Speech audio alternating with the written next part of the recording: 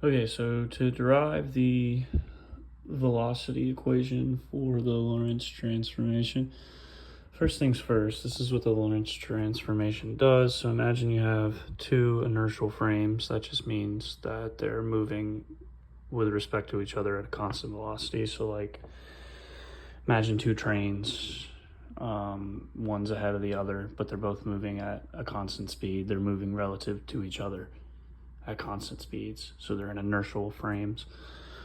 So basically the idea is that you have one frame which is denoted x, y, z, and another frame denoted x prime, y prime, z prime, and you want to be able to convert between the two.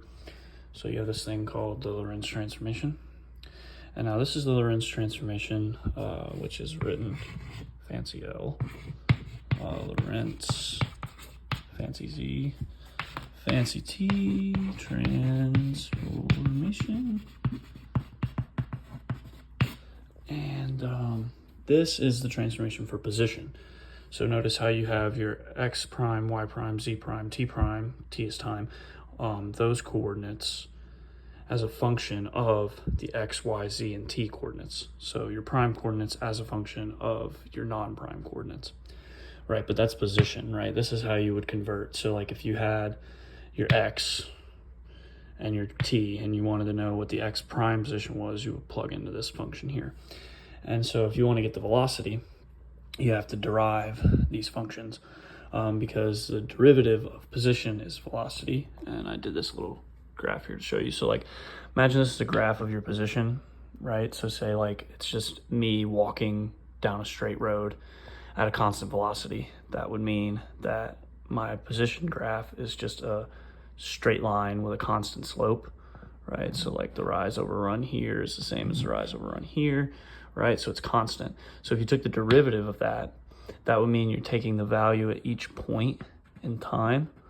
And since they're all the same, the velocity at each point would be the same because the velocity is the slope value and the slope's constant. So your velocity graph looks like that, right? So that's what a derivative does. And that'll come into play here in a second. So basically what we want to do is we want to derive the function for the y velocity. And so because of how our axes are set up, our motion is horizontal. So we have no velocity in the y or the z direction as of right now. So as far as the equations go, the y position is equal to the prime position because it's only moving this way, not this way or out of the page. That's what those coordinates are. So it's a little bit easier to derive. I could derive the other one, but the y one's just a little bit quicker. So I'll do that one. Actually, yeah, I'm gonna do the y one. So basically what you're gonna do is if you know that y prime is equal to y, then you can also state that dy prime, which is derivative notation, is equal to dy.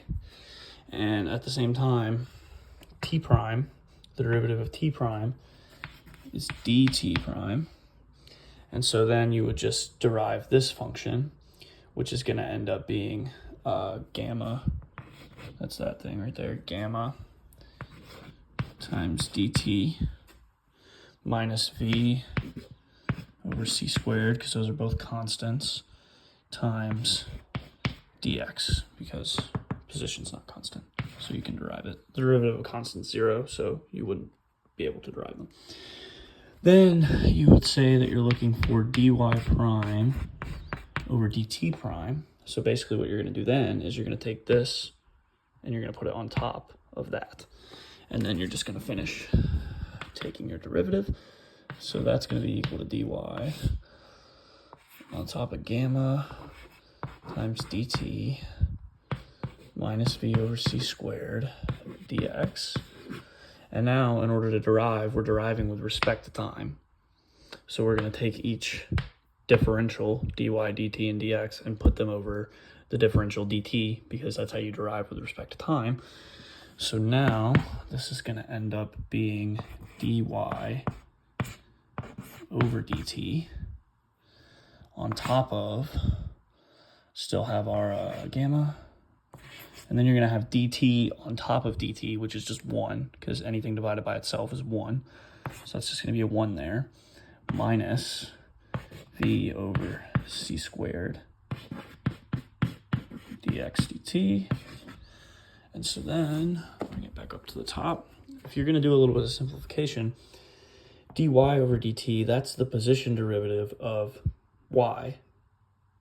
And the position derivative of y is the y velocity. So dy dt is going to turn into uy, because typically we'd use v for velocity, but since we're already using it in the equation, we're just going to call it uy.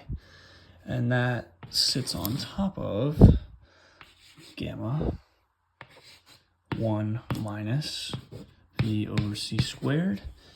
And then dx dt is the position derivative of x. And so the position derivative of x is the x velocity. So that's going to end up being u of x. And then here on the other side, dy prime over dt prime is the same thing as the y prime derivative, the y prime position derivative, which is the y prime velocity. And that is how to derive the Lorentz transformation.